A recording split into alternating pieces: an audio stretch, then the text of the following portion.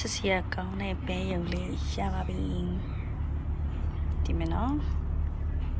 ကိုဝါရောင်လေးရဲ့နှုတ်သီးထော်ထော်လေးရဲ့ဒါလေးကသူရလက်ကလေးပေါ့လေခြေတော်လေးပြီးရင်ချိတ်ချိန်လို့ရအောင်တော့ 3D ကျစမီလေးနဲ့ကျစ်ပေးထားတာဖြစ်ပါတယ်ဒါမှအကောင်ကြီးတာနဲ့အများပို့ပြီးတော့ခံနိုင်အောင်လုပ်ပါ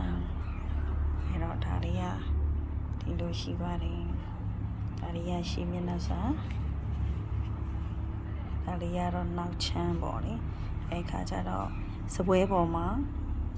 ထောင်ပြီးတော့အလှကြည့်နေလေရတယ်အိတ်ဒီကားတွေပေါ်မှာဒီလိုကျိုးဆွဲလေးနဲ့ချိတ်ဆွဲထားမယ်ဆိုလဲရတယ်ဘလို့ပဲထားချစ်စရာကောင်းတဲ့ဘဲလေးပါရှင်နှုတ်သီးလေးရထော်ထော်လေးနဲ့ဒီလိုလေးတွေပါအဲ့တော့ဖင်ကြီးနဲ့ဘဲလေးပေါ့လေနော်ချစ်စရာလေးပါရှင်ကျေးဇူးတင်ပါတယ်